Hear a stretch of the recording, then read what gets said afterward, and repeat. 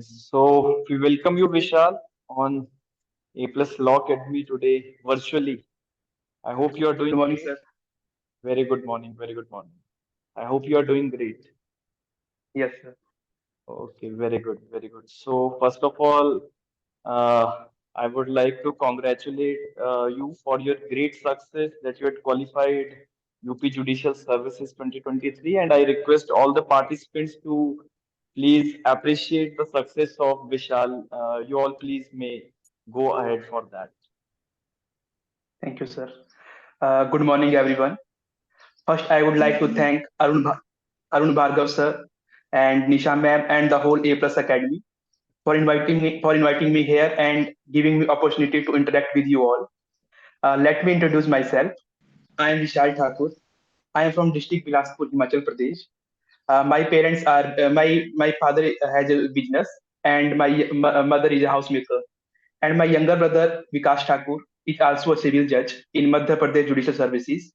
And recently, I have cleared Uttar Pradesh Judicial Services. And in the last year, I was in the interview stage of the Haryana Judicial Services, though I couldn't make it in the final list. I have completed my graduation in law from Department of Laws, Punjab University, Chandigarh, and thereafter I pursued my LLM from NLU Delhi, and thereafter I started kept on preparing for my judicial service. So, Vishal, all of the candidates who had joined the meeting, and many of them are in line. So, all of them have congratulated you for your great success. So, Thank Vishal you. इस पूरे meeting को बहुत ज्यादा formal ना करते हुए we will be taking up the things one by one, ठीक है? Yes. बहुत इंपॉर्टेंट चीज है क्योंकि आपके साथ जितने भी कैंडिडेट्स इस सेशन में आज हैं जो आप रहे हैं, all of those candidates are aspiring to be a judicial officer. So you are the one who has achieved that particular thing, and आप जिस तरीके से मार्गदर्शन इन लोगों का कर सकते हैं उससे बहुत ज्यादा Yes. एक इम्पैक्ट इन लोगों के प्रिपरेशन में जो है वो आता है। तो एक एक Yes. करके हम पहले शुरू करते हैं। विशाल, सबसे पहले I want to ask you that how was your journey from a law student to a judicial officer? Sir, I was in Punjab University, Chandigarh, and I started preparing for You had done your LLB from Punjab Punjab University. Very University, good. Chandigarh. Okay okay. Yes, sir. तो उसके बाद कैसे Yes, sir. कैसे आपने सोचा कि अब मुझे जुडिशियल ऑफिसर ही बनना है? Sir, right from the joining the law, I was only aspiring to be judicial officer.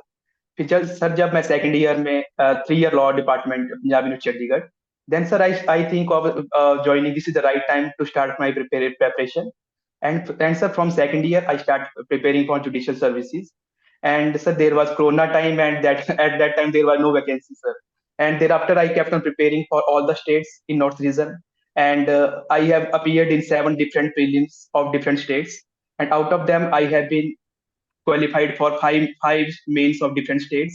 And I okay have okay. attended 2 interviews in Haryana Judicial Services last year, and right now okay. in UP Judicial Services. Very And very Himachal Judicial is pending, and Uttarakhand Judicial is also pending. So okay. I am very going good. on preparation तो for all the states. You are a real example of perseverance. Yes, कि किस तरीके से आप जिस target को achieve करने के लिए बैठे हैं उसके लिए आप लगातार बिना रुके काम करते जा रहे हैं।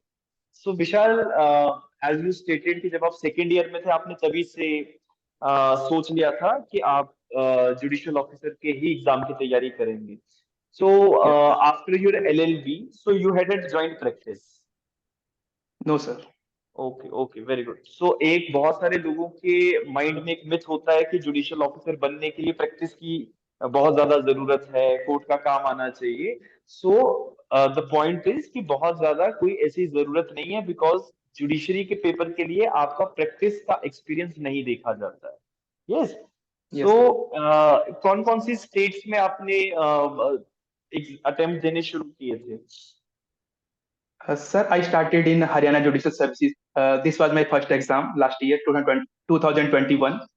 Okay. Then, sir, there was Rajasthan Judicial Service, Uttarakhand Judicial Service, Himachal Judicial Service, and Madhya Pradesh Judicial Service, and Uttar Pradesh, and sir, even Chhattisgarh, sir. Okay. So ये सारी स्टेट्स में, और मीन्स कौन कौन सी states का विशाल आपने दिया था इससे पहले?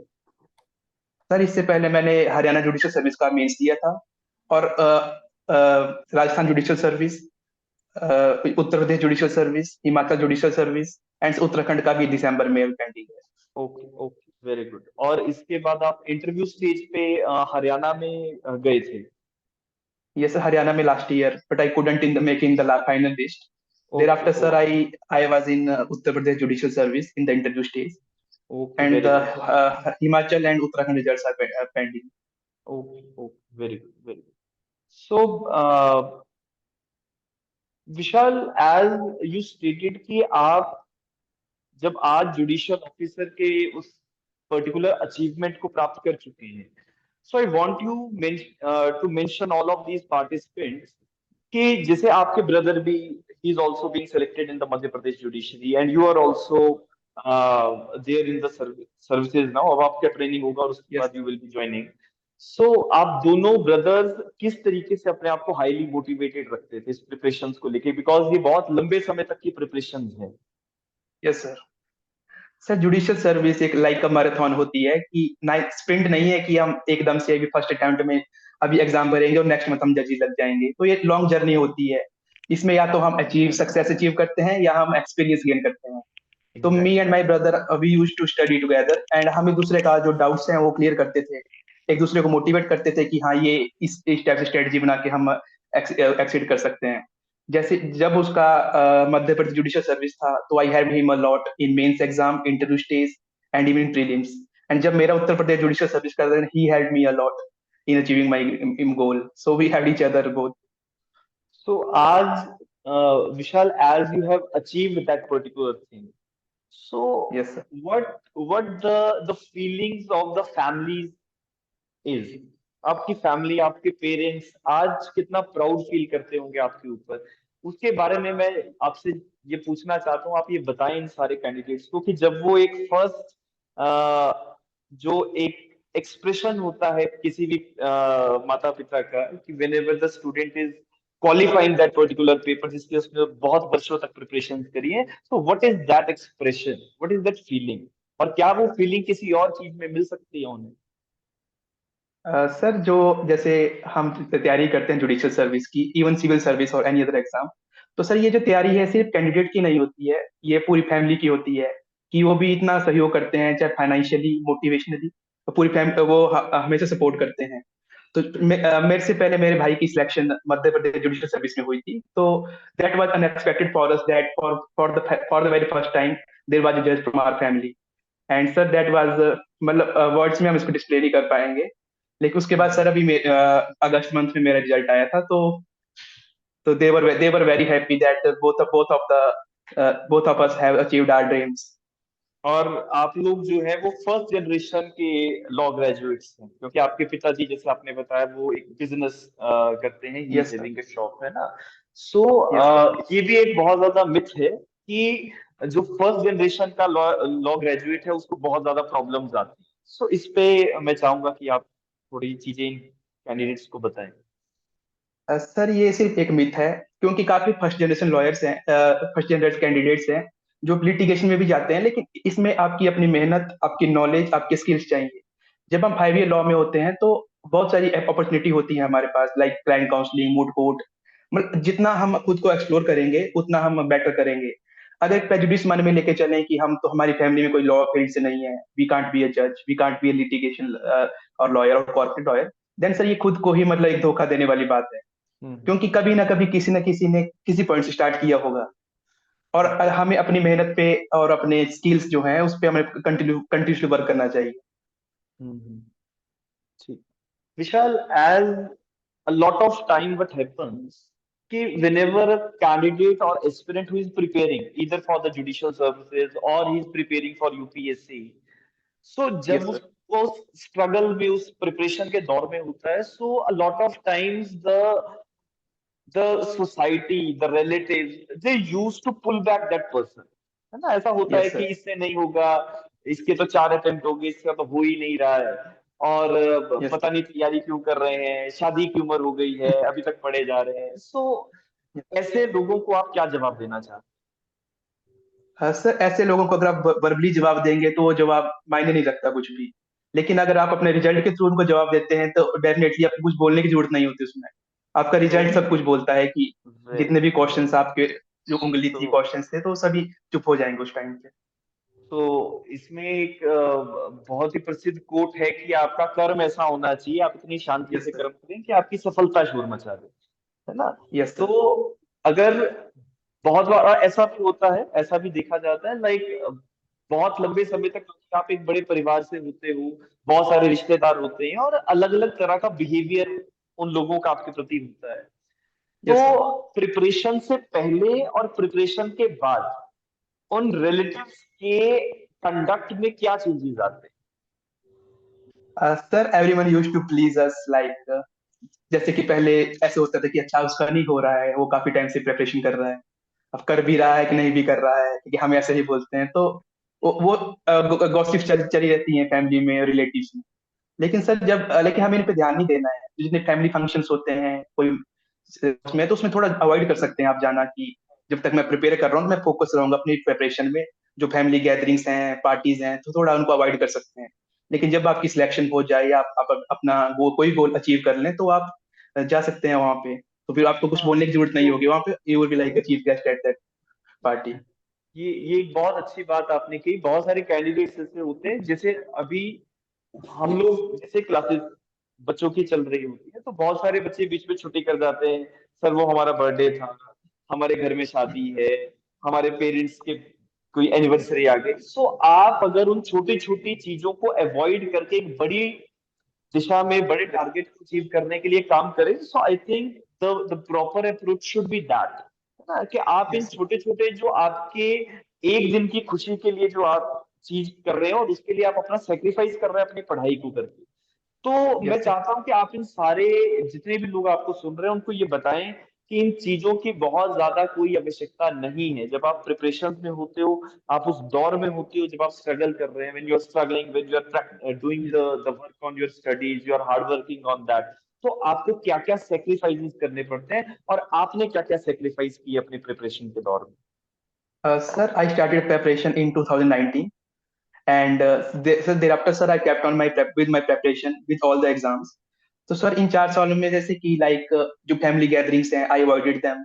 जो घूमना फिरना I also avoided them. And हाँ कोई अगर बहुत ही जरूरी है कि फैमिली में ही किसी की मैरिज है तो we can attend it for 1 or 2 days।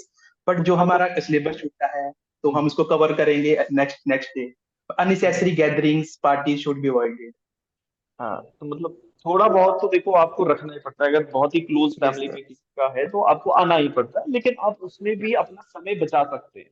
Like yes जहाँ पे सर। आपको मटेरियल प्रेजेंस की जरूरत है आप वहां तक चले जाएं, लेकिन आप अगर 10 दिन की छुट्टी करके शादी की सारी सेरेमनीज को परफॉर्म करने में अपनी पार्टिसिपेशन दिखाएंगे, तो आप 10 दिन अगर नहीं गैप सर वो तो। डालते हैं तो आप बीस यस दिन पीछे अपनी पढ़ाई से हो जाते हैं, और वो एक सर इट बहुत will be 1 or 2 day only. है ना। तो और एक ये चीज भी आपने अपने इस प्रिपरेशन की जर्नी में देखी होगी कि जब भी आप 1 या 2 दिन का भी गैप लेते हैं तो वो गैप 2 दिन का नहीं होता, वो गैप कम से कम 3-4 दिन का हो जाता है, क्योंकि यस आपको सर। वापस से रिटेक करने में चीजों को फिर समय लगेगा, है ना। यस सर हम भी ऐसा करते हैं यस सर। तो ठीक है। सो विशाल, इसके साथ साथ had you given any other exam related to the competition of law? कोई और भी आपने पेपर दिया या आप सिर्फ जुडिशरी को ही अपना फाइनल टारगेट बना के चल रहे थे? सर मैंने सिर्फ जुडिशरी पहले मैं यूपीएससी की प्रिपरेशन कर रहा था starting from my law. Then I pros and cons निकाले मैं एज ए जुडिशियल ऑफिसर और एज अ सिविल सर्वेंट। तो सर मुझे जुडिशियल ऑफिसर ज्यादा बेटर लगा क्योंकि इसकी जो वर्किंग है इसमें पॉलिटिकल इंटरफेरेंस नहीं होता है जुडिशियल ऑफिसर की उसकी जॉब में। एंड जो सैलरी है डिसेंट सैलरी है स्टेटस अच्छा है। तो sir I started preparing for judicial service thereafter sir. उसके बाद सर मैं सिर्फ जुडिशरी के ही exam. Very good. So Vishal, what drive you, जैसे अभी आपने कहा that you have in the judiciary there is a social status, there is a security also, so what is that driving factor which drives you that okay I had to hit this particular exam? Sir इसमें दोनों दोनों factors हैं एक personal factor भी है और एक professional भी है। सर प्रोफेशनली सर जज की जो पोस्ट है वो सबको पता है कि as a prestige mark of respect है। और sir personally sir for being officer ये मेरा ड्रीम था सिंस माय चाइल्डहुड कि मैं ऑफिसर बनूंगा। और ये नहीं पता थी कौन सा आईएएस, एचएएस, जुडिशियल, तो उस टाइम पता नहीं थी, इतनी नॉलेज नहीं थी टाइम पे। तो जब हमने ग्रेजुएशन स्टार्ट की तो उस टाइम प्रोज कौन निकाल के हमने किया। तो सर प्रोफेशनली है कि जज की जो वर्किंग है, जो पावर है, प्रेस्टीज है, तो वो लोग सोसाइटी का काफी बेटरमेंट कर सकता है in in relation to civil servants. और सर पर्सनली सर यही है। तो और बहुत सारे ऐसे कैंडिडेट्स होते हैं विशाल, जो प्रिपरेशन करना शुरू कर देते हैं, बट उनको ये नहीं पता होता कि वो प्रिपरेशन कर क्यों रहे हैं, और उसी के कारण से वो डिविएटेड है। ठीक है। So for making those people to get their destiny settled, their goal to be settled, मैं चाहूंगा कि आप उनके लिए कुछ कहें, बिकॉज अगर आप डेडिकेटेड रहेंगे तो उससे क्या प्रॉब्लम्स वो लोग फेस कर सकते हैं। सर अगर हम सेकंड हाँ बोलिए बोलिए। सर अगर हम सेकंड ऑप्शन लेके चलें कि अगर जुडिशरी नहीं होता है तो we will go for litigation और professor by doing LLM, then sir आपका जुडिशरी के गोल की तरफ हम फोकस नहीं रहते हैं कि हमें से एक ही गोल रखना है कि judicial officer, neither litigation nor as a professor. Then sir हम मोटिवेटेड रहेंगे कि हमारे पास कोई और ऑप्शन नहीं है, हमें सिर्फ यही करना है। लेकिन अगर आपके मन में कहीं ना कहीं बैकग्राउंड में अगर ऐसा है कि जुडिशरी नहीं भी हुआ, कोई बात नहीं, मैं लिटिगेशन में कंटिन्यू कर लूंगा, कोई बात नहीं मैं एलएलएम में पीएचडी करके प्रोफेसर की जॉब ले लूंगा, तो सर मोटिवेटेड नहीं रहते हैं हम, पता है कि हमारा सेकंड ऑप्शन है। जब हम सेकंड ऑप्शन को एलिमिनेट कर दें और सिर्फ एक ही ऑप्शन रखें हैं, तो पता है कि करना ही पड़ेगा। कैसे करें वो मैटर अलग है, करना ही पड़ेगा, फिर चाहे किसी की हेल्प लें या अपने सेल्फ से उस पर करें। और इसी इसी को मैं ऐड ऑन करते हुए एक चीज कहूंगा, और ये मैं अपने जितने भी स्टूडेंट्स मेरे पास हैं, जितने भी हमसे पढ़ते हैं, उन सबको मैं कहता हूँ कि जहाँ पे संकल्प आपका रहता है वहां विकल्प नहीं होता। Yes sir. है ना। तो अगर आप विकल्प रख के, अगर आप ऑल्टरनेटिव्स रख के तैयारी करेंगे, तो आपकी तैयारी उस तरीके से हो ही नहीं पाती है जिस तरीके से उस एग्जाम की रिक्वायरमेंट है आपको सिलेक्शन दिलवाने के लिए।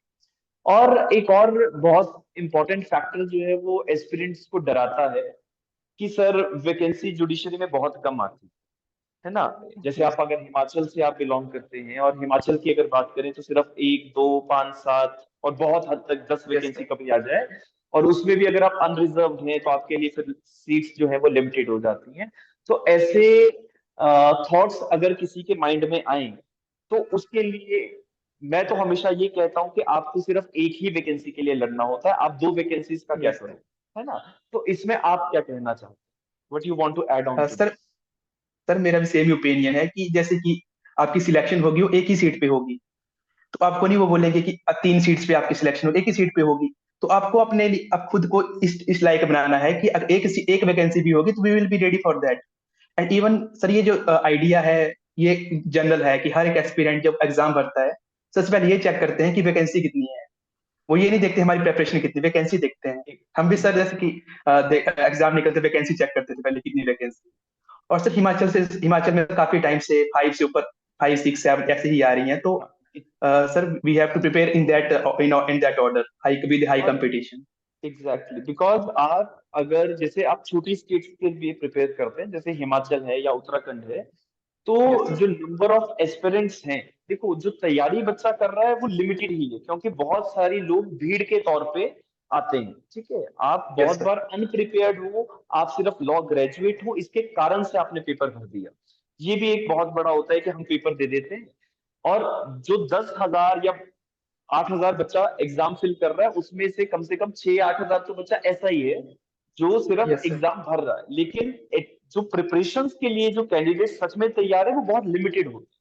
है ना। यस और सर। उन्हीं लिमिटेड कैंडिडेट्स में से जो बेस्ट क्रीम है, जिनका हार्डवर्क उस लेवल पे आ चुका है, they are going to be selected, तो they are getting it. Yes sir. लेकिन बहुत बार ऐसा होता है, ऐसा भी कहना आप बिल्कुल सही नहीं समझते, क्योंकि आप जैसे फॉर एग्जांपल मान लीजिए सिर्फ दो वैकेंसीज है, और आपकी दो वैकेंसीज के लिए दो ही कैंडिडेट आए, तो बहुत बार ऐसा होता है आप मार्जिन से 1 नंबर 2 नंबर 5 नंबर से रह जाते हैं, और यस अलग सर। अलग यस। एग्जाम्स में अगर आपका एक एक नंबर भी दूसरों से कम आता है, तो आप कहीं ना कहीं सिलेक्शन नहीं ले पाते, आप इंटरव्यू की स्टेज यस में सर। रह जाते हो, या इंटरव्यू के लिए भी कभी कभी आप शॉर्ट लिस्ट नहीं होते। तो ऐसे कैंडिडेट्स के लिए मेरा ये सुझाव रहता है कि आप जो सिलेक्ट हो चुका है उससे कम नहीं है, उससे कम नहीं है, यस सर। क्योंकि आपका हार्डवर्क और उस व्यक्ति का हार्डवर्क बिल्कुल एट पार है, बराबर है। लेकिन यस सर। यहीं पे वो लास्ट फैक्टर जो हम कभी कभी कह देते हैं कि जो एलमाइटी इज ऑलवेज देयर, तो वो यस जिस सर। समय जिस व्यक्ति को खाना परोसना है वो उस समय ही दिया जाता है, आपको समय से पहले और समय से ज्यादा कुछ नहीं मिलता। तो ये एक यस बहुत सर। इंपॉर्टेंट चीज है जो बच्चों को समझनी चाहिए कि सर मेरा एक नंबर से रह गया तो do I am not eligible for it. तो ऐसा नहीं है, you are equally competent provided शायद आपका समय अभी नहीं आया, या भगवान ने शायद आपको किसी बड़े कार्य के लिए अभी रखा हुआ है। यस तो सर। ये यस। डिमोटिवेशन जो आप डेवलप कर लेते हैं वो नहीं करनी चाहिए। चलिए, सो विशाल, इसके बाद हम थोड़ा सा प्रिपरेशंस के ऊपर बात करेंगे।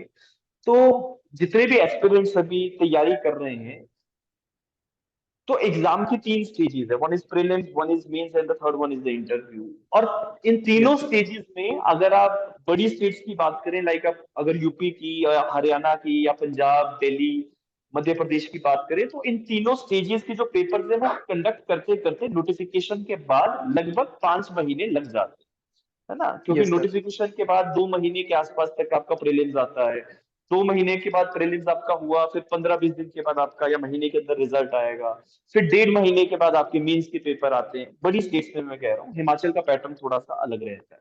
और उसके बाद मेंस का रिजल्ट आने में 1-1.5 महीना है, फिर इंटरव्यू के लिए आपको तैयारी करनी है। यस। तो ये 6 महीने के अंदर अंदर जो आपका एक जो टाइम शेड्यूल है वो बहुत ही ज्यादा टाइट रहता है। ठीक है, जब तक इवन यस मेंस के सर। पेपर जब तक आपके नहीं होते।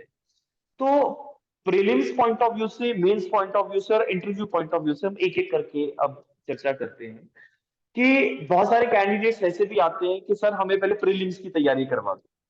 तो प्रीलिम्स की तैयारी कुछ अलग से नहीं हो सकती, आपको मेंस की और प्रीलिम्स की और इंटरव्यू की तैयारी सब साथ चलता है, बिकॉज आपको कॉन्सेप्ट्स के ऊपर काम करना पड़ता है। इफ अगर आपके कॉन्सेप्ट्स क्लियर नहीं है तो आप गो थ्रू नहीं कर पाओगे, you will not be able to yes crack sir. It. तो आपकी प्रिपरेशन जर्नी में आपने क्या मॉड्यूल जो था वो अडॉप्ट किया, और उसके बाद एक एक करके आप फर्स्ट ऑफ ऑल प्रीलिम्स के पॉइंट ऑफ व्यू से बात करेंगे, जैसे आपने तैयारी करी। तो मान लीजिए आपका नोटिफिकेशन आने से पहले ही आप लोग रेडी होते हो पेपर कैसे हमने यस अटेम्प्ट सर। करना है। तो प्रीलिम्स जैसे आपका अप्रोच कर रहा है, मान लीजिए कि आपका प्रीलिम्स अगले 1-1.5 महीने में आने वाला है, तो उस समय आपकी अप्रोच क्या रहती है? प्रीलिम्स कंडक्ट होने के बाद आपकी अप्रोच में आप क्या बदलाव करते हैं? तो ये थोड़ा सा मैं चाहता हूँ कि आप इन सारे एस्पिरेंट्स को बताएं। सर प्रीलिम्स मेंस और इंटरव्यू इनकी तैयारी अलग अलग नहीं होती है। लाइक काफी कैंडिडेट पूछते हैं कि इंटरव्यू की तैयारी कैसे करें, तो इंटरव्यू की तैयारी हो चुकी है। आपको सिर्फ उसको पॉलिश करना है, तो जो फाइनल स्टेज में। और सर प्रीलिम्स और मेंस की तैयारी, प्रीलिम्स की तैयारी अलग से नहीं होती है। जब सिर्फ हमें फोकस सीधा मेन से करना चाहिए। लाइक अभी हमारा नोटिफिकेशन से पहले टाइम होता है, तो उस टाइम पे मेंस पे फोकस करना चाहिए कि लास्ट ईयर कौन से क्वेश्चन आए हैं, कौन से क्वेश्चन रिपीटेटिव क्वेश्चन है, तो उन क्वेश्चन पे फोकस करना चाहिए। और जो भी हमारी कंसेप्चुअल क्लैरिटी है, लाइक सेट ऑफ है, काउंटर क्लेम है, क्या डिफरेंस है, क्यों डिफरेंस है, जितने भी हमारी कंसेप्चुअल क्लैरिटी है, लाइक रेस्ट ड्यूटी का सबसे बड़ा टॉपिक सीपीसी में है, तो उसमें काफी एस्पेक्ट्स बनते हैं उसमें। तो हमें हर एक टॉपिक को, हर एक एस्पेक्ट को समझना चाहिए कि कैसे हमने वो करना है। अगर हम जनरल से रेस्ट ड्यूटी डाटा पढ़ के चले जाएं तो वो वर्क नहीं करेगा, क्योंकि रेस्ट ड्यूटी का डाटा के अंदर काफी परतें हैं, जिसको हम कहते हैं। तो उसमें जैसे कि रिट्स है, अलग अलग हमारे को अलग अलग एस्पेक्ट पढ़ना पड़ेगा उसका। अगर हम मेंस की तैयारी गो थ्रू हो जाए तो प्रीलिम्स में लाइक 90% प्रीलिम्स हो चुका होता है। अब हमें सिर्फ प्रीलिम्स का डायरेक्टली देखना है कि कौन सा सेक्शन कौन से चैप्टर में दिया है, कौन से क्लॉज में दिया है, कौन सा सेक्शन कहाँ पे, सेक्शन नंबर क्या है। सिर्फ प्रीलिम्स में इतना ही करना है। जो कंसेप्चुअल क्लैरिटी है, केस लॉज है, वो हमारे मेंस की तैयारी में ही हो चुके होते हम्म। हैं। तो प्रीलिम्स में अभी आजकल प्रीलिम्स का जो कट ऑफ है वो काफी हाई जा रही है, जैसे कि हिमाचल में गई है, उत्तर प्रदेश में, हरियाणा में बहुत हाई कट ऑफ गई है। और ये यहाँ तक कि क्वेश्चन ये पूछ रहे हैं कि किस एक्ट से ऐड हुआ है। एक्ट 1956 से आप जो हमारी पनिशमेंट है, लाइफ इम्प्रिजनमेंट, 1955 के अराउंड ऐड हुई है। वो तो ठीक है, लेकिन हिमाचल में एक क्वेश्चन आया था कि ये 1955 में तो ऐड हुई है, एक्ट नंबर कौन सा था, एक्ट नंबर 25, 26, 27, 28, तो इतने डिटेल में भी प्रीलिम्स आते हैं। तो हमें उस टाइप में डायरेक्ट के गो थ्रू करना है प्रीलिम्स के लिए में। हम्म। और मेंस की तैयारी तो सब्जेक्ट वाइज है कि आपकी जितनी कंसेप्चुअलिटी अच्छी है उतना आप अच्छा लिख सकते हैं। अगर कंसेप्चुअल क्लैरिटी नहीं है तो आप आंसर लिख ही नहीं पाएंगे। अब पहले स्ट्रेटेजी मेंस की ये थी कि हम मेन मेन क्वेश्चन करके चले जाएंगे, लाइक सीपीसी में रेस्टिट्यूटी कटा किया, सेक्शन 9 किया, हम्म। फिर उसके बाद सेट ऑफ काउंटर क्लेम कर मेन मेन क्वेश्चन करके चले गए। लेकिन अब जो एक्स्ट्राऑर्डिनरी क्वेश्चंस हैं जो हमने कभी एक्सपेक्ट नहीं किए हैं, वो क्वेश्चन आ रहे हैं। अभी हरियाणा जुडिशियल सर्विस में सेक्शन 145 आया था सीआरपीसी में से। और ये एग्जेक्टिव पार्ट्स है तो हम इसको अवॉइड ही करते, नहीं आता पेपर में, तो फर्स्ट ही क्वेश्चन था पूरे एग्जाम में। और पूरे कैंडिडेट जितने क्लासरूम में बैठे थे सब देख रहे थे अब इसका करना क्या है। और तो वहां पे बेरक्स तो हमने जल्दी जल्दी लिखा वो फर्स्ट क्वेश्चन। इस टाइप के क्वेश्चन भी आने लगे हैं एग्जाम में, मतलब इंपॉर्टेंट क्वेश्चन छोड़ के सारे क्वेश्चन आ रहे हैं। तो बेसिकली अब एग्जाम्स के पैटर्न में बदलाव जो है वो देखने को मिलता यस है, सर, काफी बदला है। क्योंकि आपको आपका समय पहचानना पड़ता है। ये बहुत इंपॉर्टेंट चीज है, क्योंकि आप अगर आज से 10 साल पुराने पेपर्स देखोगे तो वो पेपर्स बहुत ज्यादा यस टेक्निकल्स नहीं आते थे, अप्लाइड क्वेश्चन यस सर। बहुत कम आते थे। आज के दौर में अगर आप पेपर देखें तो अब, क्योंकि जैसे अगर आप हिमाचल की बात करें, आप हरियाणा की बात कर रहे हैं, तो अप्लाइड क्वेश्चन पूछे जा रहे हैं जहां पे व्यक्ति का दिमाग किस तरीके से प्रेपोजिशन को समझता है, माइंड की यस सर। ट्रेनिंग कैसी है, कितना जल्दी आप चीजों के निष्कर्ष पे पहुंच सकते हैं, कितना जल्दी आपका एग्जीक्यूशन पार्ट है, दैट इज वेरी इंपॉर्टेंट। अगर आप एक सवाल को पेपर में पढ़ने के लिए 4 टाइम 4 टाइम्स रीडिंग दोगे तो आपका पेपर छूट जाएगा। तो in the one yes go sir. आप कितना जल्दी एग्जीक्यूट करते हैं, कितना जल्दी आप अटेम्प्ट करते हैं, ये बहुत सारे पैरामीटर्स अब एक एक करके जो है एग्जाम में देखने को मिल रहे हैं। और हिमाचल में भी जैसे अभी इस बार का, जैसे आपके मेंस के पेपर हुए हैं, तो इस बार थोड़ा सा पैटर्न पहले के मुकाबले थोड़ा लाइट था, इस बार बहुत ज्यादा टेक्निकल यस सर। एग्जाम नहीं था। लेकिन वो पैटर्न जो है वो कभी भी बदल सकते हैं, तो आपको सिर्फ डायरेक्ट स्टडीज कि आप सिर्फ सवाल पढ़ रहे हैं और सवाल का आंसर करके चले जाएं। बहुत बार लोग कोई दुखी पकड़ लेते हैं, उसको पढ़ के चले जाते हैं, जो छोटी छोटी यस सर। किताबें आती हैं। तो वो अप्रोच जुडिशरी के एग्जाम में काम नहीं करता। और मैं सभी एस्पिरेंट्स को ये बहुत बार कहता हूँ कि आपको डायरेक्ट क्वेश्चन आ सकते हैं, लेकिन सिर्फ 20 से 30% ही डायरेक्ट पेपर जो है जनरली यस देखे जाते हैं। 50-70% का जो एरिया है वो अप्लाइड है आज। तो अगर if you are not able to crack it in the immediate go in the, if you are not able to handle that particular question, तो आप आंसर नहीं लिख सकते। दूसरी एक सबसे इंपॉर्टेंट चीज विशाल मैं चाहूंगा आप भी बच्चों को बताएं कि आप कॉलेज के पैटर्न्स पे जब पेपर करते हैं तो आपकी एक अप्रोच होती है कि आप शीट्स भर के और यस पूरा पेपर लिख के 40 शीट्स का पेपर लिख के बस। Yes yes.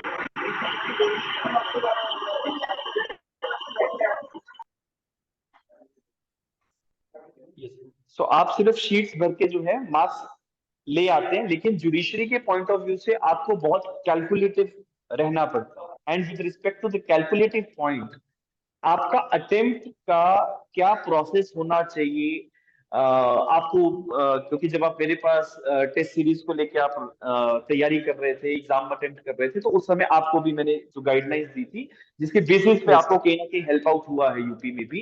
तो आप वो कैंडिडेट्स को बताएं कि कितना एक क्वेश्चन में जो है वो लिखें आप, और किस तरीके का पैटर्न फॉलो किया जाए आंसर को लिखते समय। सर, मेंस में दो टाइप के क्वेश्चंस आते हैं, एक थ्योरेटिकल एक एनालिटिकल। अगर थ्योरेटिकल क्वेश्चन आया है तो हमें डायरेक्टली थ्योरेटिकल लिखना है, थोड़ा उसमें इंट्रोडक्शन पार्ट लिखना है, ज्यादा नहीं लिखना है, सिर्फ 2 3 या 4 लाइन इंट्रोडक्शन पार्ट में लिखनी है। फिर हमें डायरेक्टली उस क्वेश्चन पे आना जो उन्होंने पूछा है। हमें वो एंड में समअप नहीं करना है कि जो पूछा वो एंड में समअप कर दिया, उससे पहले हम हिस्ट्री लिख रहे हैं क्वेश्चन की। लाइक सेक्शन, लाइक अरेस्ट है, अरेस्ट क्यों होता है, पर्पस क्या है, वो नहीं लिखना है हमें, वो सिर्फ हम 3 लाइन में समअप करना है। उसका आगे हमें लिखना है कि अरेस्ट का प्रोसीजर क्या है, क्या क्या वुमेन का अरेस्ट है, कैसे करें, बेल का प्रोविजन, उसमें इंटरलिंकिंग हमें ज्यादा जरूरी है। इंटरलिंकिंग तभी आएगी जब हमने इंटरलिंकिंग के तौर पे पढ़ा हुआ है। जब हमने सेक्शन 1 2 3 4 ऐसे पढ़ा तब वो इंटरलिंकिंग होगी ही नहीं। जब हम क्वेश्चन पढ़ रहे हैं, जब हम बेल का टॉपिक पढ़ते हैं तो बेल के टॉपिक में ही अरेस्ट भी आएगा। जजमेंट्स अरेस्ट की हैं वही जजमेंट्स बेल की भी हैं, क्योंकि इंटरलिंकिंग टॉपिक्स हैं। जब एक भी क्वेश्चन अटेम्प्ट करेंगे तो उसमें इंटरलिंकिंग करनी पड़ेगी हमें। और जो क्वेश्चन की लेंथ है वो डिपेंड करता है क्वेश्चन कितने मार्क्स का है। अगर 5 मार्क्स का क्वेश्चन है तो मे बी 1 शीट उसमें चल पड़ेगी। अगर 20 मार्क्स का क्वेश्चन है तो 4 and 5 शीट्स। तो इस हिसाब से आपको वो खुद पता लग जाएगा अटेम्प्ट करते वक्त कितनी भरनी है। फिर अब हमें टाइम भी देखना पड़ेगा, कितना टाइम बचा हुआ है। अगर टाइम कम है तो हमें वो रिस्ट्रिक्ट करना पड़ेगा अपना कंटेंट। और आइडियल अगर हम लेकर चलें कि मेंस में आंसर कितना लिखना है, तो आइडियल होता है 2 पेजेस, अराउंड 2 पेजेस। तो हमें अपना कंटेंट हर क्वेश्चन का इस हिसाब से बनाना है कि हम हर क्वेश्चन को 2 पेजेस में खत्म करें। चाहे वो रेस्ट जुडिकाटा जैसा टॉपिक है या छोटा सा कोई भी प्रिसेप्ट जो टॉपिक है, वैसे टॉपिक को 2 पेजेस में हमें कवर करने हैं। तो हमारी जो आर्टिकुलेशन है सबसे मेन जो मैटर करती है एग्जाम में, हमें सभी को आता है, हर टॉपिक सभी को आते हैं, लेकिन कौन कितने अच्छे से एग्जीक्यूट एग्जाम में कर रहा है, कौन सा केस लॉ डाला है, पॉइंट्स कैसे लिखे हैं, आपने 10-50 पेजेस के टॉपिक को 2 पेजेस में कैसे फिट किया है, वो मैटर करता है सर। और लाइक उसी हिसाब से मार्क्स मिलेंगे। और एग्जैक्टली। एनालिटिकल क्वेश्चन का अपना एक सेटअप होता है, कि जैसे कि एनालिटिकल क्वेश्चन पूछे हैं इलस्ट्रेशन बेस्ड, तो उसमें हमें पहले इश्यूज इश्यूज फ्रेम करना पड़ेगा, इश्यूज इश्यूज मतलब क्वेश्चन पूछा क्या गया है उसमें, तो इश्यूज आस्क्ड। फिर जो उसमें लॉ एप्लीकेबल है, लाइक डॉक्ट्रिन ऑफ फ्रस्ट्रेशन है, तो हमें क्वेश्चन लिखना पड़ेगा कि इलस्ट्रेशन क्या है, इसमें इशू क्या है, उसके बाद कौन सा लॉ एप्लीकेबल होता है, तो लॉ डिस्कस करना पड़ेगा, और एंड में उस लॉ को उस इलस्ट्रेशन में फिट करना पड़ेगा, कि जैसे मूड कोर्ट में करते हैं कि ये जो लॉ है अब हमें इसे इलस्ट्रेशन फिट करके हम उसका डिसीजन देना एंड में। और डिसीजन सटीक डिसीजन होना चाहिए, डिप्लोमेटिक नहीं होना चाहिए कि यस इट कैन बी, नीचे लिखा but if happens it can't be, तो हम्म। वो ठीक नहीं रहता है उसमें एनालिटिकल क्वेश्चंस में। एग्जैक्टली। तो आपको जब भी आप कंक्लूजन ड्रॉ करें, तो मैं बाकी कैंडिडेट्स जितने भी हमारे सेशन में भी हैं और जितने भी हम लोग सुनेंगे इस वीडियो के माध्यम से, तो जितने भी हमारे अप्लाइड क्वेश्चंस हैं, प्रेपोजिशन बेस्ड क्वेश्चंस हैं, इलस्ट्रेशन बेस्ड क्वेश्चंस जो आते हैं, तो आप सबसे पहले उस सवाल में जो भी आपको क्वेश्चन प्रेपोजिशन 1 पेज का या 1.5 पेज का बना के दिया गया एग्जामिनर के द्वारा, तो आप उसमें एक इशू आइडेंटिफाई करें कि लिखना क्या है, क्या पूछा क्या जा रहा है। Yes sir. और उस इश्यू को आप 1 2 3 लाइन में अपना फ्रेम करके you will come to the law point कि इसमें कौन से कानून के प्रावधान जो है वो इन्वॉल्व होंगे। और उसके बाद एक सबसे इंपॉर्टेंट है, क्योंकि अगर ये पैटर्न आपने 50 लोगों को बताया है और 50 लोग अच्छे से तैयारी कर रहे हैं, तो फिर उन 50 कैंडिडेट्स में हमें जो बेस्ट है उसको निकालने के लिए एक और अप्रोच अडॉप्ट करनी पड़ती है कि उसमें फिर सबसे बेस्ट अपडेटेड व्यक्ति कौन है। तो जब आप अपने लॉ पॉइंट्स मेंशन करें, लॉ पॉइंट्स को मेंशन करने के बाद जब आपने प्रोविजंस को इंटरप्रेट जो भी आप सेग्रीगेट करके मेंशन करते हैं, then you give the case laws on that. और अगर आपके पास कोई लेटेस्ट या लैंडमार्क जजमेंट है, हम कोशिश करते हैं कि आप लेटेस्ट जजमेंट्स अगर ध्यान में रखें तो वो आपके लिए बहुत ज्यादा अच्छा होता है, बिकॉज एग्जामिनर यस को सर। आपको खुश करना है। It is all together to appease the examiner, ताकि वो आपको एक नंबर थोड़ा एक्स्ट्रा बाकियों से दे दे। और एग्जामिनेशन में नंबर चुराना पड़ता है। अगर आप वो नंबर यस सर। चुराने की काबिलियत रखते हैं तो आपको नंबर मिलेंगे, है ना। हर व्यक्ति देखो ना, हर व्यक्ति लिख रहा है, तो आप भी लिख रहे हो और आपके साथ 200 लोग अगर मेंस का पेपर लिख रहे हैं, सब लिख रहे हैं, सबने कुछ ना कुछ पढ़ा है। तो आप में वो क्या खासियत है जिसके बेसिस पे आपको वो 2 नंबर 1 नंबर एक्स्ट्रा मिलेगा।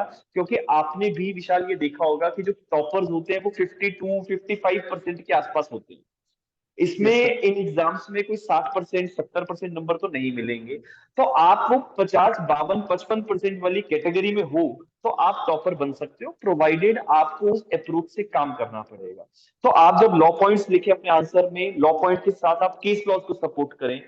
और कभी कभी कैंडिडेट्स क्या करते हैं कि पूरा क्वेश्चन लिख दिया, फिर लास्ट में किसी केस का नाम लिख दिया और केस के नीचे कुछ भी नहीं लिखा, और अगले सवाल पे वो उतर जाते हैं। तो ये एक बहुत ही सही अप्रोच नहीं है, आपको नंबर नहीं मिलेंगे।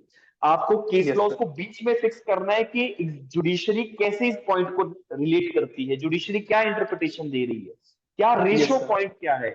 बहुत बार बच्चे जजमेंट्स को पूरा पूरा पढ़ के उनके फैक्ट्स लिखने की कोशिश करते हैं, फैक्ट्स नहीं लिखने हैं। आपको रेशो लिखना है कि केस में यस कोर्ट सर। ने क्या डिसाइड किया था, एनालिटिकल पॉइंट क्या था। और उसके बाद आपका जो जो लॉ फैक्ट्स हैं और जो फैक्चुअल सिचुएशन आपको दिया गया, दोनों को क्लब करना है कि application of the law to the facts given, ये हेडिंग बनता है। Yes sir. और उसके यस बाद सर। आप अपना कंक्लूजन ड्रॉ करते हैं कि आप एफर्मेटिव डिसीजन देते हैं या डिसएफर्मेटिव। बहुत बार बच्चे कंक्लूजन में ही आधा पेज लिख रहे हैं, तो कंक्लूजन आधे पेज का नहीं होना चाहिए। आपकी सिलेक्शन जुडिशियल ऑफिसर के तौर पे है, तो आपको जितना ज्यादा प्रिसाइज आप रहेंगे उतना ज्यादा अच्छे मार्क्स आप अचीव करते हैं। तो इन छोटी छोटी चीजों से बहुत बड़ा इंपैक्ट क्रिएट होता है। बिकॉज अगर यस सर। एग्जाम में 15 सवाल हैं, एक पेपर में सब पार्ट्स में 15 सवाल आ रखे हैं, और आपको हर सवाल में भी एक एक नंबर एक्स्ट्रा मिलेगा, तो आप 15 नंबर एक्स्ट्रा लेके जाओगे। और अगर आपने यस सर। 5 पेपर लिखे हैं और हर जगह आप 15 15 नंबर लेके जाओ, तो आप 70 75 नंबरों का डिफरेंस क्रिएट कर देते हैं। तो ये एक छोटी सी चीज है जो बहुत बड़ा गैप क्रिएट कर देती है। आपको लगता यस होगा सर। कि क्वेश्चन में मुझे 4 नंबर मिले और दूसरे को 5 मिले, तो मेरा भी तो सवाल बराबर ही हुआ। लोग ऐसा भी समझते हैं कि सर मुझे 4 मिले उसे 5 मिले तो 1 नंबर का डिफरेंस है, लेकिन उस 1 नंबर के डिफरेंस से आप ये नहीं देख रहे कि नंबर में डिफरेंस 70-80 मार्क्स का आ जाए। तो ये जैसे एक कंपाउंड चीज बहुत इंटरेस्ट ये मैटर कर जाता है इसमें। यस एग्जैक्टली, कि ये बहुत बड़ी कंपाउंडिंग में आपको फर्क डाल सकती है चीजें। चलिए यस। इसके बाद अगले पॉइंट पे आते हैं। जैसे विशाल ने अभी अभी सभी लोगों को ये बताया कि मेंस के पॉइंट ऑफ व्यू से ही आपकी तैयारी होती है, विच मीन्स कि आपको अपने कॉन्सेप्ट्स ब्रश करने हैं। यस। आपके लॉ में बहुत सारे ऐसे टॉपिक्स हैं जिनमें कॉन्सेप्चुअल चीजें हैं, और बहुत सारे ऐसे टॉपिक्स हैं जो सिर्फ बेरक बेस्ड है। तो जो यस। कॉन्सेप्चुअल चीजें हैं वहां से ही अप्लाइड सवाल बनेगा। आपको डायरेक्ट चीज अप्लाइड सवाल नहीं बनता है, अगर बनेगा तो सिर्फ डायरेक्ट क्वेश्चन। तो उसके लिए तो you have to follow the bare act, और कॉन्सेप्चुअल स्टडीज आपकी बहुत अच्छे से होनी चाहिए। Yes sir. विशाल एक चीज मैं और आपसे पूछना चाहूंगा कि जब आप फॉर एग्जांपल आप सीपीसी या कोई बड़ा लॉ पढ़ते थे, तो आपने अपने प्रिपरेशंस के दौर में इन सब्जेक्ट्स को कितनी बार पढ़ा होगा? सर पहले मैंने इसमें से जो मेन मेन क्वेश्चंस थे वो मैंने जॉट डाउन किए। और इवन मेरे प्रेपरेशन पहले भी मुझे पता था कि जज ही बनना है। तो फिर मैंने वो पहले से ये अप्रोच थी मेरी कि जो भी मेन मेन क्वेश्चंस आ रहे हैं like CPC rest judicata, section 9 set of counter claims, उन क्वेश्चंस को मैंने नोट डाउन कर लिया था और उन्हीं क्वेश्चंस पे मैंने एक बार एक प्रेपरेशन की। फिर जब मैंने दूसरा एग्जाम दिया तो मैंने उनको और रिफॉर्म किया, उसमें केस लॉस डाले, इंटरलिंकिंग ज्यादा की उनमें। तो सर धीरे धीरे जैसे हम एक बार प्रेपरेशन करते हैं तो जब हम सेकंड टाइम उस पे आएंगे तो हमें लगेगा कि हाँ इसमें और जरूरत है अभी, तो उसमें हम इंटरलिंकिंग एक्स्ट्रा करते हैं, हम एक दो केस लॉ और डालते हैं। फिर जब हम तीसरी बार रिवीजन करते हैं तब हमें लगता है इसमें और एडिशन की जरूरत है, मतलब जो एडिशन की अमेंडमेंट की जरूरत हमेशा ही रहती है हर क्वेश्चन में, हम्म। कि हाँ ये एस्पेक्ट हम इसमें डाल सकते हैं। तो वो मल्टीपल रिवीजन से ही होगा कि एक बार हमने एक गो थ्रू हो चुके हैं सिलेबस से, हमें ये पता है कि ये क्वेश्चन पूछा गया है कि कौन से पोर्शन से कौन से टॉपिक से आया है।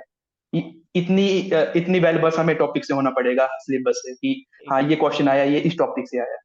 एग्जैक्टली exactly, कि आप जैसे मैंने पहले भी कहा कि आप सवाल के ऊपर कितना जल्दी एग्जीक्यूशन अपना निकालते हैं, कितनी जल्दी आप आंसर लिखने की कोशिश करते हैं, वो सबसे इंपॉर्टेंट है कि आप सवाल आपको सवाल समझ में आता है कि नहीं आता। बहुत बार ऐसा होता यस है कि सर। हमें सवाल ही समझ में नहीं आया। जैसे मान लीजिए कोई सवाल बैंक डिक्लेरेशन से रिलेटेड है, लेकिन एग्जामिनर आपसे कुछ और पूछना चाह रहा है, और आप वहां पे बैंक डिक्लेरेशन का पूरा कॉन्सेप्ट अगर लिखते हैं तो आपको शायद नंबर ना मिले, क्योंकि आपने उस यस सर। क्वेश्चन को समझा ही नहीं। तो ऐसी चीजें यस सर। बहुत इंपॉर्टेंट है। इसके साथ विशाल, जो सेकंड पॉइंट यहाँ पे कुछ एक बच्चों का है कि मेजर और माइनर सब्जेक्ट्स के ऊपर क्या अप्रोच आपने रखा था?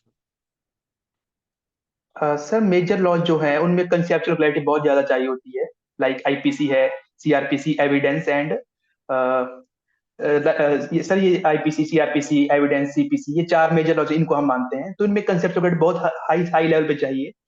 जैसे कि आईपीसी है पूरी इलस्ट्रेशन बेस्ड है पूरा, और सीपीसी है उसमें पूरी इंटरलिंकिंग्स है, सीआरपीसी और आईपीसी आपस में इंटरलिंकिंग्स है, और एविडेंस तो इनके साथ ही चलता है। तो इनमें काफी हमें वो वेल वर्स होना पड़ेगा हर एक सेक्शन से, टॉपिक से।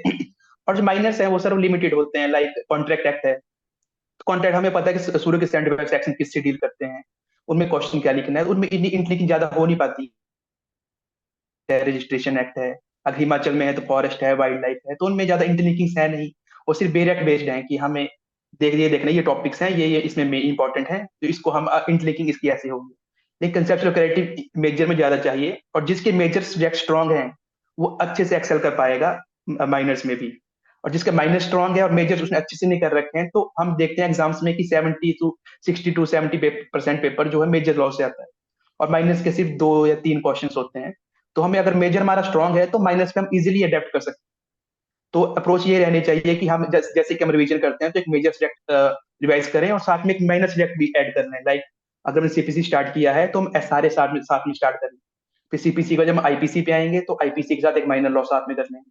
हमें हम्म। ज्यादा फोकस ऐसा नहीं करना है कि सिर्फ माइनर ही करें या मेजर ही करें, तो बैलेंस में चलना है दोनों के साथ। ठीक।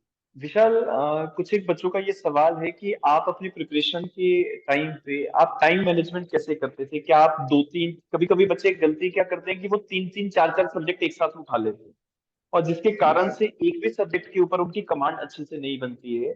सो आपकी इस पे जो ओपिनियन है, जो राय है, वो आप सब लोगों को बताएं। सर ये एक स्ट्रेटजी का क्वेश्चन है कि आपकी स्ट्रेटजी क्या होनी चाहिए। ये हर स्ट्रेटजी हर हर कैंडिडेट के लिए अलग से वर्क करती है, कईयों की स्ट्रेटजी अलग है।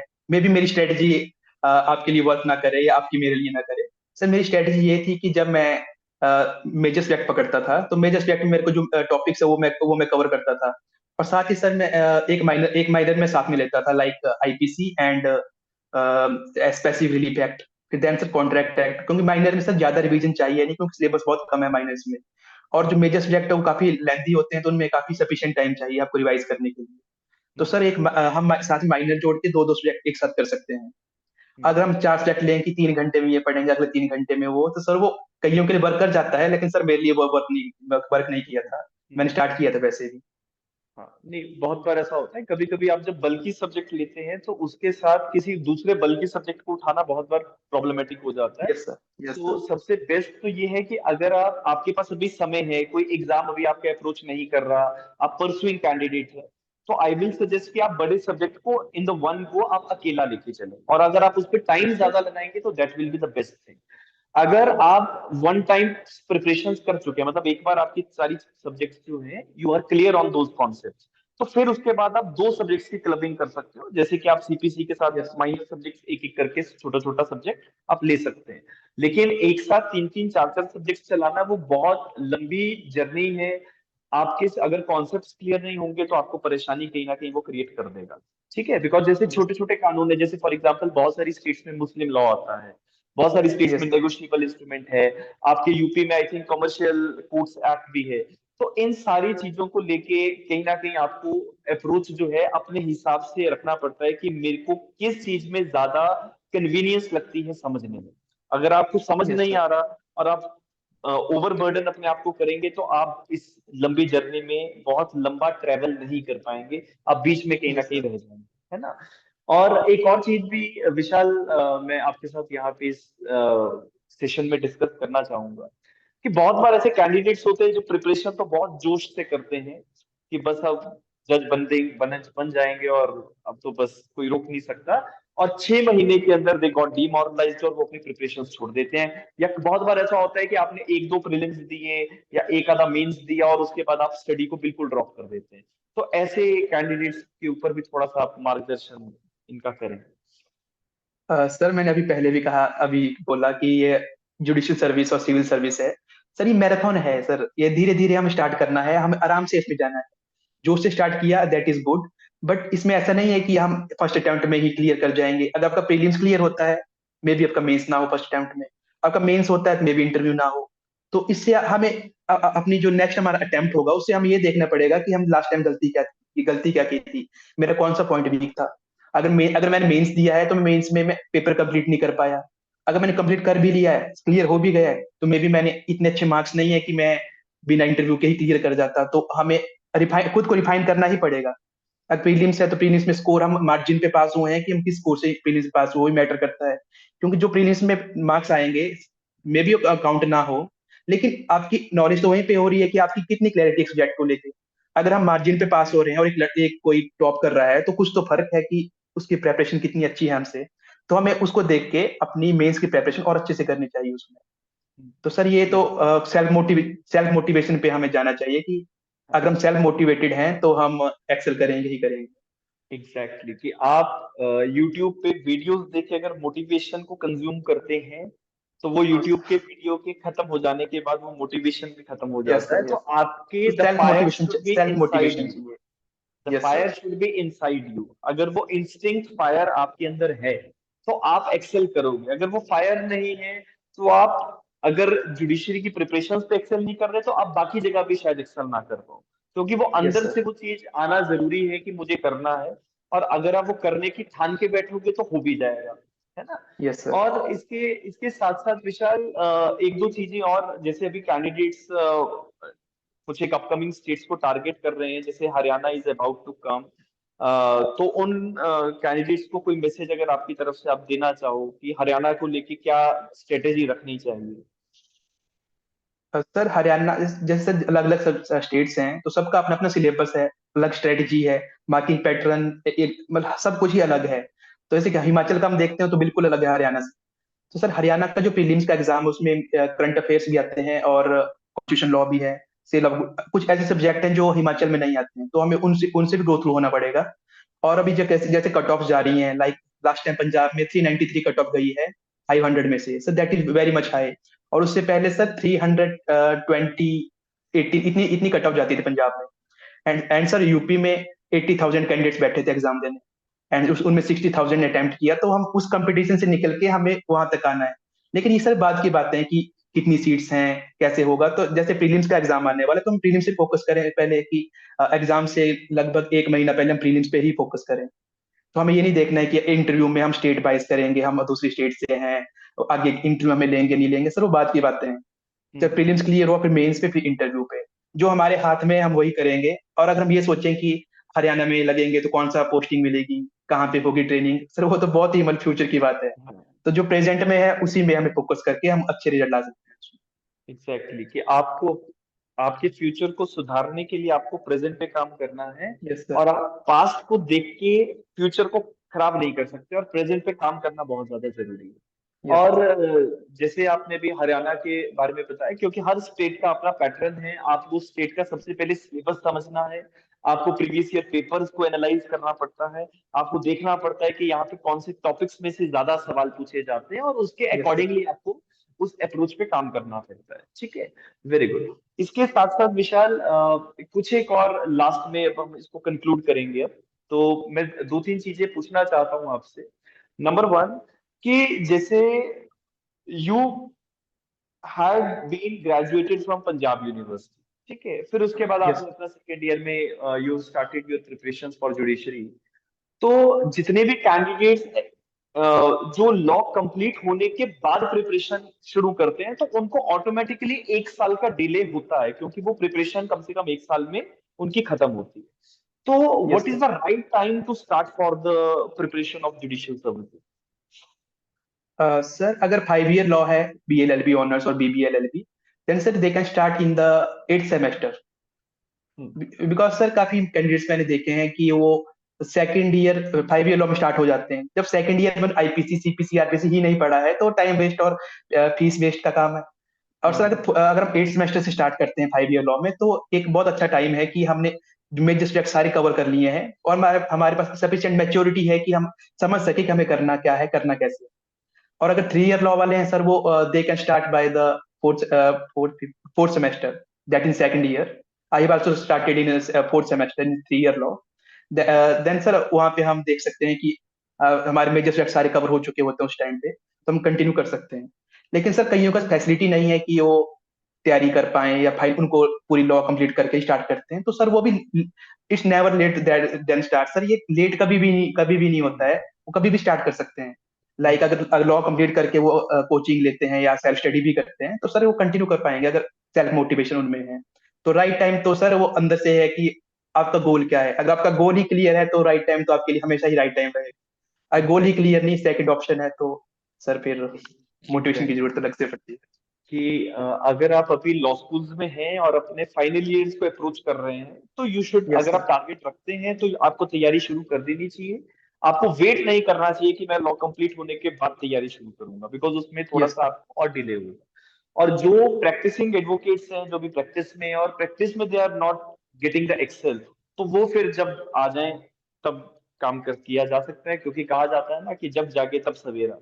लेकिन समय से यस पहले जागना जरूरी है, क्योंकि ऐसा ना हो कि आपकी उम्र निकल गई और उसके बाद आप जागे। तो टाइम, एज और बहुत सारे फैक्टर्स जो यस हैं, सर।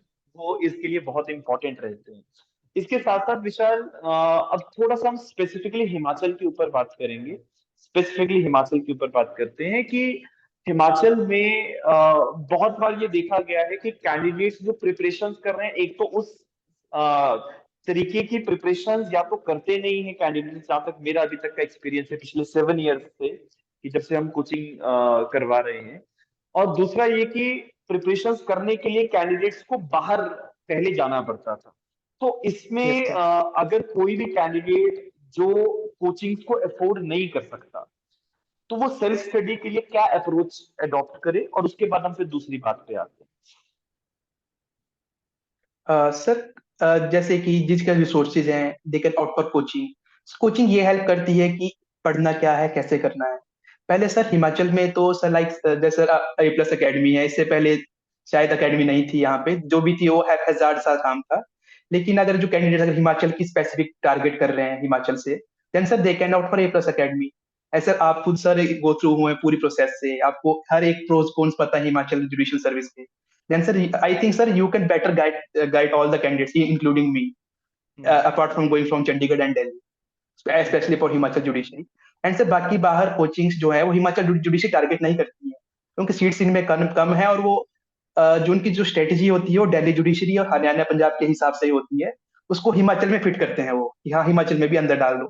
लेकिन मेरा ये मानना है कि हिमाचल की स्ट्रेटजी ऑल टुगेदर डिफरेंट है इन सभी स्टेट्स से। क्योंकि हिमाचल में जो क्वेश्चन है वो एनालिटिकल भी हैं, थ्योरेटिकल भी हैं और प्रैक्टिकल क्वेश्चन भी हैं, और बाकी स्टेट्स में सिर्फ कईयों में प्रैक्टिकल ही हैं और कईयों में सिर्फ थ्योरेटिकल ही क्वेश्चन हैं, तो सबकी स्ट्रेटजी अलग अलग है। तो बाहर की जो स्टेट्स हैं कोचिंग्स हैं सर, वो टारगेट सिर्फ अपनी जो हरियाणा पंजाब जिनमें सीट्स ज्यादा निकलती हैं उन पे फोकस है।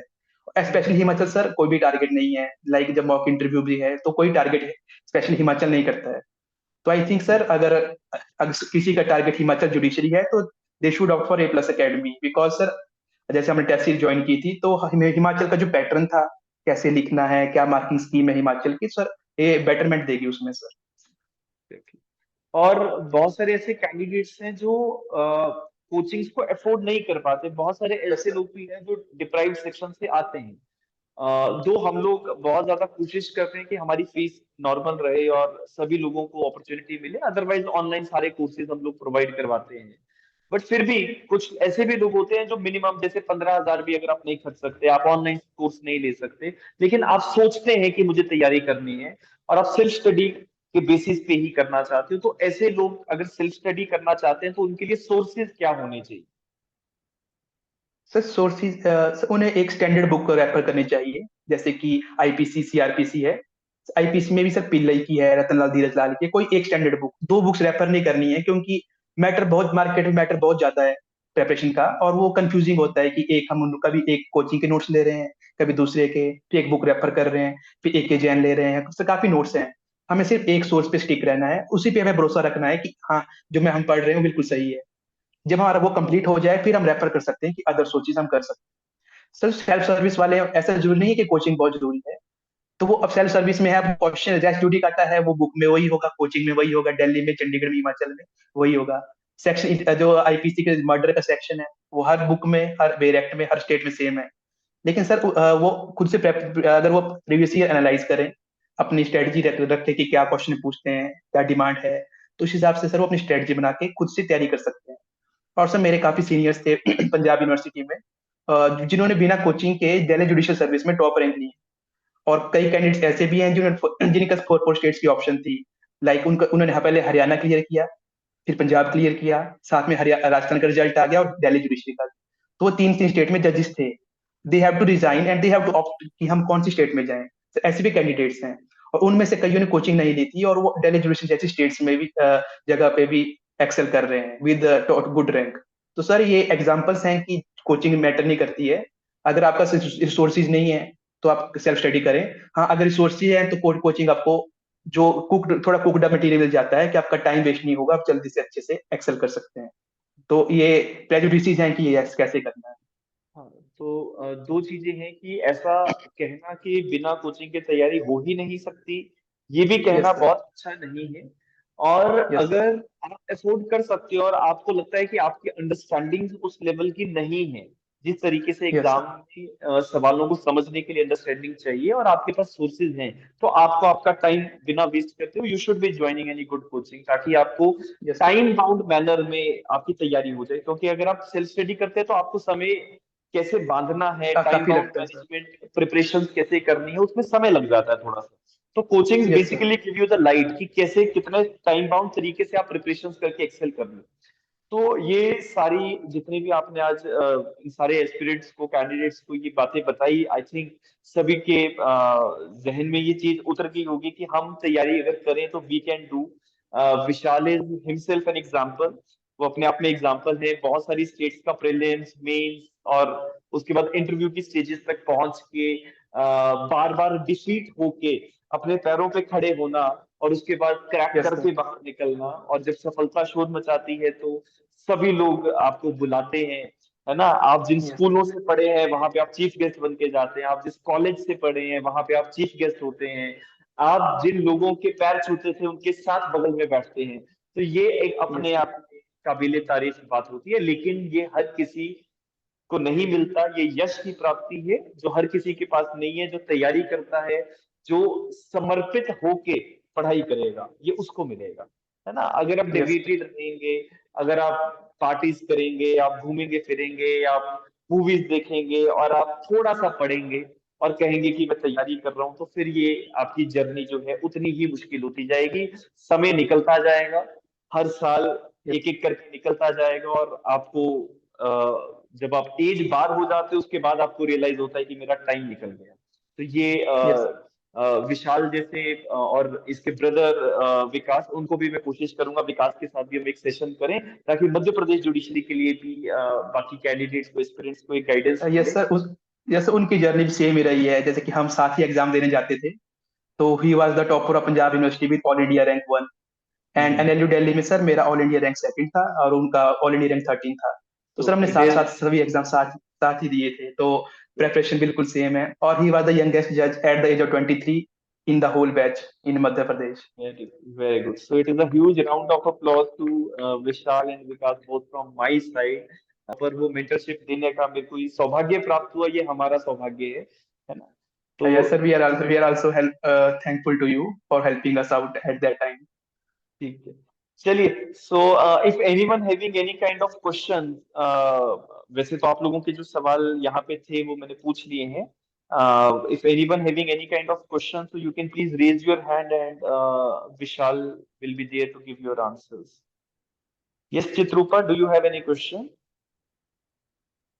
Good morning, sir. Very good good morning, morning. morning। sir. First of all, very much congratulations to you. Thank you so much. Yes, sir. I would like to ask you your experience in your interview stage. What were the questions which were asked, and what subjects they took? Like how much time it took? My first interview was in Haryana last year, and it took around 10 minutes. And they were asking general law questions. Like they were not going into the details of any subject. They were asking the questions like, what is equity? How do you link equity with law? And what is your experience? Have you practiced or not? तो general questions होते हैं इसमें। और उसमें हम ये नहीं कह सकते हैं कि जैसे कि मेरे से पहले जो कैंडिडेट गया उनसे क्या क्वेश्चन पूछे, ऑल टुगेदर डिफरेंट है। मैंने यूपी में भी देखा और हरियाणा में भी देखा, जब मैंने दोनों बार इंटरव्यू दिए। जो हमारे से पहले कैंडिडेट जा रहे हैं उनसे ऑल टुगेदर डिफरेंट क्वेश्चन हैं। जो आपसे क्वेश्चन आ रहे हैं वो बिल्कुल डिफरेंट है। उनसे पर्सनल क्वेश्चन पे फोकस किया, कईयों पे लोकल पे किया, कईयों से जीके पे किया, कईयों से फैमिली बैकग्राउंड पे, लॉ पे। तो हम इसमें जनरलाइज नहीं कर सकते कि क्या क्वेश्चन पूछ रहे हैं। जैसे आप उनके सामने इंटरव्यू टाइम पे बैठे हैं तो आपको देख के, आपका एक्सपीरियंस देख के उनके दिमाग में क्या क्लिक हो रहा है वो क्वेश्चन वो पूछेंगे। तो इसका कोई फिक्स रूल नहीं है। कई बार लॉ से ज्यादा क्वेश्चन पूछते हैं, पर्सनल क्वेश्चंस हैं। अगर आप ऐसी एरिया से बिलोंग करते हैं जहाँ पे कुछ हिस्टोरिकल है, तो वो आपको वहां से क्वेश्चन आएंगे। अगर आपने एलएलएम की है तो आपकी स्पेशलाइजेशन क्या थी, आपने ये एलएलएम क्यों ऑप्ट की, आपने क्या सीखा, कौन सी रिसर्च थी आपकी डॉक्ट्रिनल, और कौन सी अप्रोच थी, तो वो उस पर क्वेश्चन आ सकते हैं। तो ये ओपन होता है इंटरव्यू। बेसिकली ये पर्सनैलिटी टेस्ट है, इसमें कोई वो नहीं है कि आपकी नॉलेज चेक होगी। सिर्फ पर्सनैलिटी चेक करेंगे आप आंसर दे पा रहे हैं कि नहीं दे पा रहे हैं। अगर आप आंसर नहीं भी आता तो आप नो सर बोल के, आप नो मैम बोल के आप बोल सकते हैं। लेकिन आपको ब्लफ नहीं करना है वहां पे कि क्वेश्चन आपको आता नहीं है, क्योंकि आपका जो फेस एक्सप्रेशन वो आपको वो ये शो कर देंगे कि आप झूठ बोल रहे हैं या आप ब्लफ कर रहे हैं। तो उससे बचना होगा इंटरव्यू में। विशाल, इसके साथ साथ मैं एक चीज और एड ऑन चित्रुपा के सवाल में करना चाहूंगा कि in the Haryana judiciary as well as in the UP judiciary, in the both interviews, panel कितने लोग जो थे वो पैनल में बैठे थे? Sir, in Haryana judiciary, there were 9 to 10 members in the panel, including the High Court judges, commission, Advocate General, psychologist, and other members. But in the case of Uttar Pradesh Judicial Services, sir, there were 3 members. Two were judges, one by psychiatrist, and one was professor from Banaras Hindu University or maybe Allahabad University. And sir, different states में है, पंजाब और हरियाणा का same है। वही वही same panel जो जजेस and commission के मेंबर्स एंड आईएएस ऑफिसर्स वो वहां हम्म। बैठते हैं। सबसे बड़ा panel sir Haryana and Punjab का ही है कि एक टाइम पे सर कई कैंडिडेट्स के टाइम पे 12 to 13 जजेस भी मेंबर्स भी बैठे हैं। तो 12-13 मेंबर्स को फेस करना ही चैलेंजिंग होता है कि कैसे क्वेश्चंस कहाँ से आ सकता है। तो Exactly, और एमपी में because सर 3 जज। Yes sir. so much intellectual people are taking your yes sir. interview, though they are only sitting over there, analyzing you, looking at you, your face expressions, they might not be asking questions to you. But yes sir. it is very important to have the courage to sit on that particular seat. अगर आप उस कुर्सी पे yes sir. बैठ के अपने 30 minutes का time वहां पे अगर काट के वापस आ जाएं और आपका इंटरव्यू अच्छा गया हो तो आपकी सिलेक्शन हो जाती है। लेकिन बहुत बार यस। आप इतने सारे बुद्धिजीवी लोगों को देखते हुए आप वैसे ही घबरा जाते हो, तो ये एक बहुत इंपॉर्टेंट फैक्टर है कि आपके अंदर का कॉन्फिडेंस कितना ज्यादा है। यस एक सर। बहुत अच्छी, बहुत अच्छी। ठीक है, so I think they have clear their all the questions, है ना? इनके सवाल जो जो आ रहे थे वो I had asked you okay in the sir. midwife. Okay.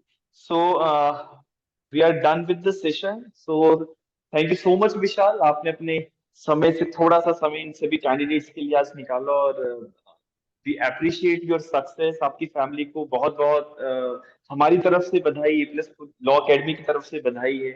और we wish you to have a very bright future, और आपके आगे के जितने भी एंडेवर्स हैं, you are having the success in those endeavours also. So thank you so much, और इन सभी कैंडिडेट्स की तरफ से भी आपको थैंक यू और कॉन्ग्रेचुलेशन आ रहे हैं, तो उसको स्वीकार करें। Yes sir. और चलिए, so we are done with the session. We are thank you so I much. Think thank you so much sir for allowing me to interact with all the students. Sir कुछ time पहले हम भी student experience ही थे कि हम भी चाहते थे कि कोई गाइड करे। तो सर मैं इनकी फीलिंग्स और सब कुछ समझ पा रहा हूँ, और मैं भी विश करता हूँ कि आप भी जल्दी से जल्दी जो आपकी गोल है वो आप वो जल्दी से अचीव करें। और sir thank you so much for allowing me to interact with you all, and thank you so much. चलिए, thank you so much. We are winding up the session. Okay, bye bye, take care. Thank you sir.